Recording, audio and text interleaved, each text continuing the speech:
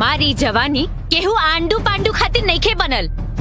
ई सिर्फ पवन सिंह पे लुटी, सिर्फ पवन सिंह पे।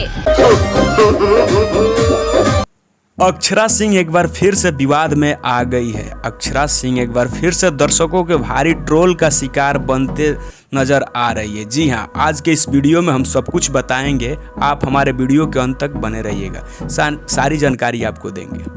नमस्कार, मैं आप सबका अपना भाई आर संजय और आप देख रहे हैं भोजीवुड तक। अगर आप हमारे चैनल पर नए आए हैं तो हमारे चैनल को सब्सक्राइब करिए और बेल वाला आइकन भी प्रेस कर ले ताकि सारी अपडेट आपको सबसे पहले मिल सके।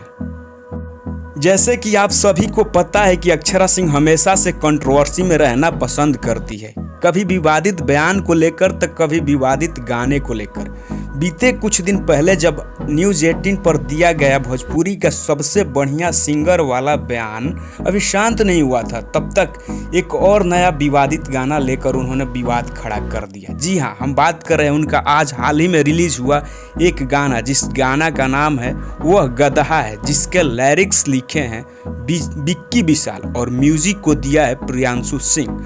जी हाँ, ये ग्लोबल म्यूजिक जंक्शन पर आज ही रिलीज हुआ है और आज ही से इनको ट्रोल करना स्टार्ट हो गया है। मानो ऐसा लग रहा है कि भोजपुरी इंडस्ट्रीज में एक बहुत भूकंप आ गया है और जैसे बॉलीवुड में एक बायकॉट का मतलब दरकिनार करने का मांग चल रही है, ट्रेंड चल रहा है, वैसे ही भोजपुरी में अब अक्षरा सिंह को बायकॉट करने का ट्रेंड चलने लगा है। भरपूर इनको ट्रोल किया जा रहा है, इनके कमेंट बॉक्स में भरपूर गाली दिया जा रहा है, गाने सेक्शन में जाकर भरपूर गाली दिया जा रहा है कि अक्षरा सिंह को बायकॉट किया जाए। अक्षरा सिंह को यानी भोजीवुड से अब बायकॉट किया जाए, क्योंकि इन्होंने हमेशा से भोजपुरी को कंट्रोवर्सी में रखा है, कभी अपने गाने को लेकर तो कभी अपने विवादित बयान को लेकर।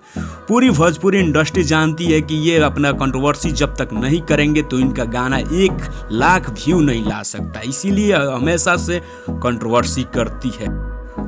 लेकिन आपको हम बता दें कि जैसे बॉलीवुड में एक ट्रेंड चल रहा है बायकॉट का, वैसे ही भोजपुरी में अब ट्रेंड बन गया अक्षरा सिंह को बायकॉट करने का। तो आपको ये हमारा अपडेट कैसा लगा कमेंट सेक्शन में जाकर हमें जरूर बताइएगा। और ऐसे भोजपुरी के सिंगर को बायकॉट करना जरूरी है और आप भी बायकॉट कीजिए, तभी हमारा भोजपुरी बच पाएगा।